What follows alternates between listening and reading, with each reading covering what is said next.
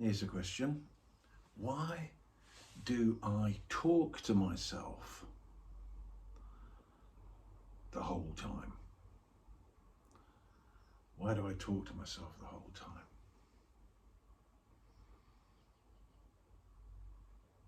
Well, this is it, isn't it? This is what the embarrassing truth about human beings is. We are babbling away to ourselves all the time. I mean, just amazing. And the reason for this is that whether we realize it or not, we are on a journey of self-realization. We are on a journey to realize what is the self. In other words, who am I? And at a certain stage of that journey, which most of us are at, we think we're the thinker. So we think that that thinking is actually us. That's who I am. Who am I? I'm the one doing the thinking. But you're only the one doing the thinking when your thinking is very conscious. And that's very little of the time. Most of the time, you're just unconscious. Who you're being is unconscious, and you're just chatting away to yourself. And the function of that kind of chatting is to establish a sense of identity. We think I am the thinker. We think I am the thoughts I have. We think I am my opinions. We think I am my judgments. We think I am the story I weave through my internal chatting. Internal dialoguing, talking to yourself all the time. Begs the question, what would it be like if you didn't do that?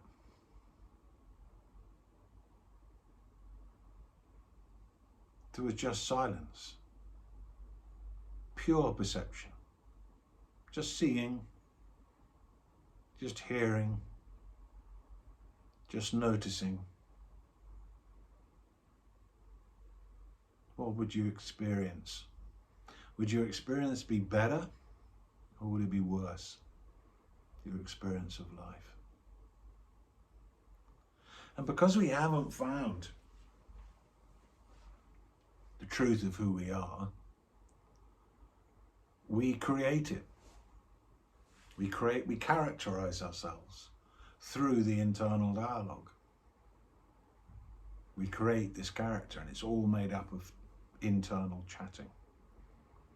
And because we don't see what life really is, we characterize that as well.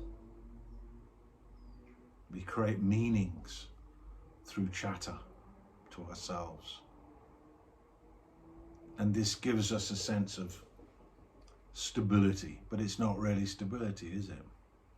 Because the truth is that if you let your internal chat characterize you, you will inevitably think, on the one hand, that there's something wrong, and on the other hand, that you're a bit special. It's laughable. And you'll inevitably think that there's something not quite right with your life. And that's the consequence of allowing your internal chatter free rein, because you think it's you. It's not you. It's a function of consciousness. And the degree to which it works to your favor is given by the awakeness of the consciousness that you're embodying at the time. So if you're like really unconscious, you'll entertain thoughts that you would not entertain if you were being really conscious and awake.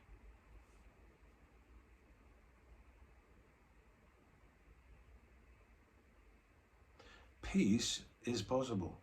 And in this sense, peace means peace of mind. What do you think has to happen for there to be peace of mind? Just having good thoughts? No. Because even good thoughts can be a disturbance. So what is it that brings peace of mind? It's when you focus your mind consciously out of the stream of thoughts into presence. When you're rambling on, talking away to yourself, like most of us do most of the time, you're not present. You're not actually present. If someone suddenly clapped their hands, you jump because you're not actually present. You're off planet slightly in your head. But there is a way of being where you're present. And then your thoughts are much more conscious. And then there are spaces between the thoughts that are filled with presence. Then there's much more silence.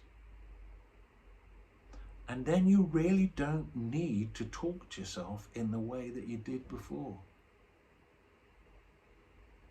You realize the fact that all those characterizations you were making about yourself and about life and about others, they were actually just characterizations.